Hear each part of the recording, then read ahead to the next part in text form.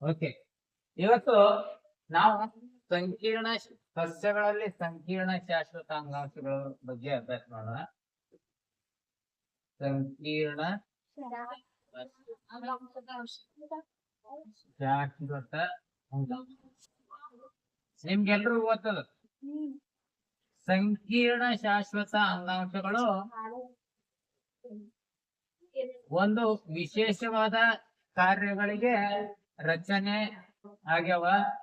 ಅವತರ ಜೀವಕೋಶಗಳು ಒಂದು ನಿರ್ದಿಷ್ಟ ಕಾರ್ಯಗಳನ್ನ ಮಾಡಲು ಏನಾಗ್ಯಾವ್ರಿ, ಡಿಸೈನ್ ಆಗ್ಯಾವ. ಈ ಸಂಕೀರ್ಣ ಶಾಶ್ವತ ಸಸ್ಯಗಳಲ್ಲಿ ಸಂಕೀರ್ಣ ಶಾಶ್ವತ ಅಂಗಾಂಶದಲ್ಲಿ ಮೊದಲೇದು ಜೈಲಮ್. ಹೌದಾ?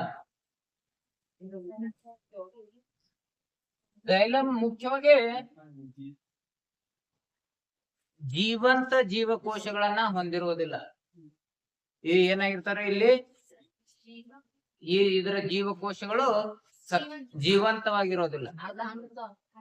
ಈಗ ಇದರಲ್ಲಿ ಇರೋ ಒಂದೇ ಒಂದು ಜೀವಂತ ಜೀವಕೋಶ ಅಂದ್ರೆ ಪೇರನ್ ಕೈಮ ಜೀವಂತ ಜೀವಕೋಶಗಳು. ಮುಖ್ಯವಾಗಿ ಇಲ್ಲಿ ಯಾವುದು ಜೈಲಂನ ಕಾರ್ಯವೇನಪ್ಪಾ ಅಂದ್ರೆ ನೀರಿನ ಸಾಗಾಣಿಕೆ.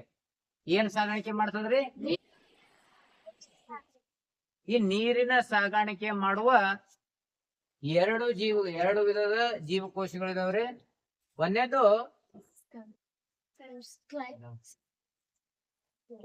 Xylem vessel. ಮುಖ್ಯವಾಗಿ ನೀರನ್ನ ಸಾಗಾಣಿಕೆ ಮಾಡೋದು ಜೈಲಮ್ ವೆಸಲ್. ಮತ್ತೊಂದು ಟ್ರ್ಯಾಕಿಡ್ಸ್. ಹೌದಾ?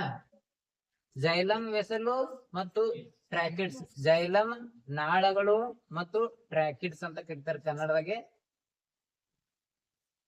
ಈ ಜೈಲಮ್ ಅಲ್ಲಿ ಸಸ್ಯಗಳಲ್ಲಿ ಹೆಚ್ಚಿನ ಪ್ರಮಾಣ 90% ನೀರನ್ನ ಸಾಗಾಣಿಕೆ ಮಾಡೋದು ಯಾವ್ದಪ್ಪ ಅಂದ್ರೆ ಜೈಲಮ್ ವೆಸಲ್. ಹೌದಾ? ಜೈಲಮ್ ನಾಳ. ಈ ಟ್ರ್ಯಾಕಿಡ್ ಇಲ್ಲಿ ನಾವು ನೋಡಿದಾಗ ಜೈಲಮ್ ಅನ್ನ ನಾವು ನೋಡಿದಾಗ ಟ್ರ್ಯಾಕಿಡ್ಗಳು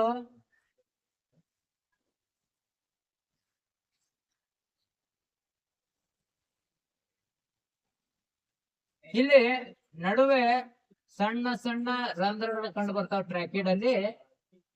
ಈ ಒಂದು ಟ್ರ್ಯಾಕಿಡ್ಗೆ ಇನ್ನೊಂದು ಟ್ರ್ಯಾಕಿಡ್ ನಡುವೆ ಗೋಡೆ ಅದ.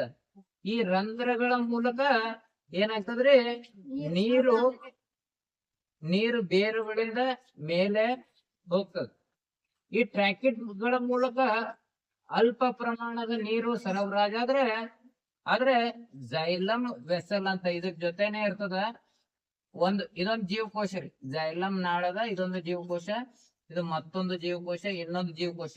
ಹೌದಾ? ಒಂದರ ಮೇಲೆ ಒಂದು ಹಿಂಗೆ ಅಟ್ಯಾಚ್ ಆಗಿರ್ತಾವ.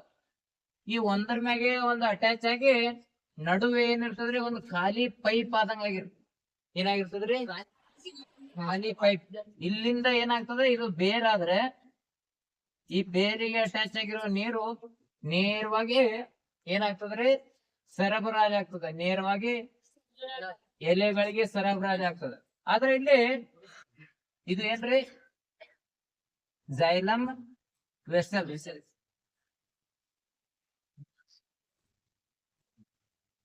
ಜೈಲಮ್ ವೆಸಲ್ ನಾಳಗಳು. ಹೌದಾ? ಇದು ಟ್ರ್ಯಾಕಿಡ್ಗಳು.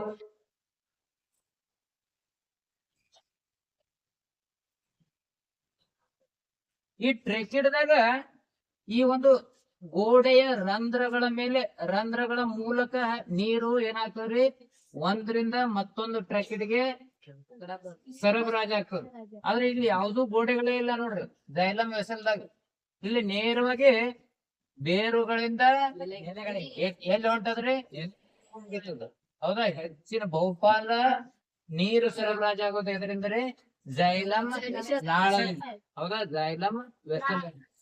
ಇಲ್ಲಿ ಮತ್ತೊಂದು ಜೀವಂತವಲ್ಲದ ಜೀವಕೋಶ ಅಂದ್ರೆ ಜೈಲಮ್ ನಾರು ಅಂತ. ಹೌದಾ? ಈ ತೆಂಗಿನಕಾಯಾಗ ನಾರ್ ಇರಂಗಿಲ್ರಿ, ಫೈಬರ್. ಈ ಜೈಲಮ್ ನಾರು ಜೀವಂತವಾಗಿರೋದಿಲ್ಲ. ಆದ್ರೆ ಇದ್ರ ಕೆಲಸ ಏನಪ್ಪಾ ಅಂದ್ರೆ ದೃಢತೆಯನ್ನ ಕೊಡ್ತದ. ಇದೇನ್ ಕೊಡ್ತದ್ರಿ?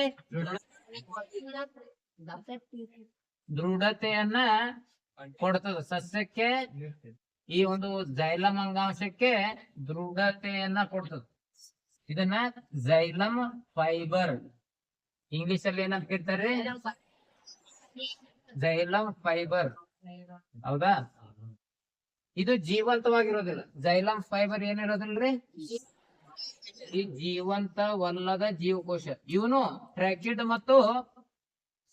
ಮತ್ತು ಜೈಲಮ್ ವೆಸಲ್ ಇವನು ಕೂಡ ಜೀವಂತ ಇರೋದಿಲ್ಲ. ಆದ್ರೆ ಜೈಲಮ್ ನಾರು ಪೂರ್ತಿಯಾಗಿ ಸ್ಕ್ಲೆರನ್ ಕೈಮ ಒಂದು ಸೆಲ್ ಜೀವಕೋಶಗಳಿಂದ ಆಗಿರೋದ್ರಿಂದ ಇದು ಡ್ರೈ ಇರುತ್ತೆ. ಹೌದಾ? ಇದರ ದೃಢತೆಯನ್ನು ನೀಡೋದು ಇದರ ಕೆಲಸ. ಇನ್ನ ಉಳಿದು ಜೀವಂತವಾಗಿರೋ ಒಂದೇ ಒಂದು ಜೀವಕೋಶ ಯಾವ್ದಪ್ಪ ಅಂದ್ರೆ ಜೈಲಮ್ ಪೇರನ್ ಕೈಮ. ಈ ಜೈಲಮ್ ಪೇರನ್ ಕೈಮ ಜೀವಕೋಶ ಏನ್ ಮಾಡ್ತದಪ್ಪ ಅಂದ್ರೆ ಇದು ಮಾತ್ರ ಜೀವಂತ ಜೀವಕೋಶವಾಗಿದೆ. ಜೈಲಮ್ ಪೇರನ್ ಕೈಮ.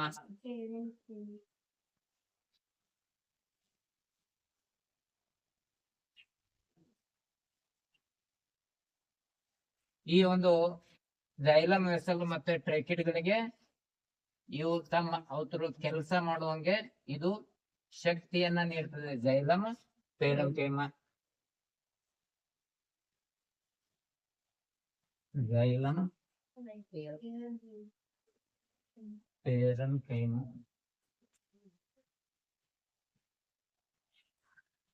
ಗೊತ್ತಾಗ್ತದಲ್ಲ, ಇದೇನಿದು ಜೈಲಮ್ ಅಂಗಾಂಶ. ತೆಗಿರಿದನ.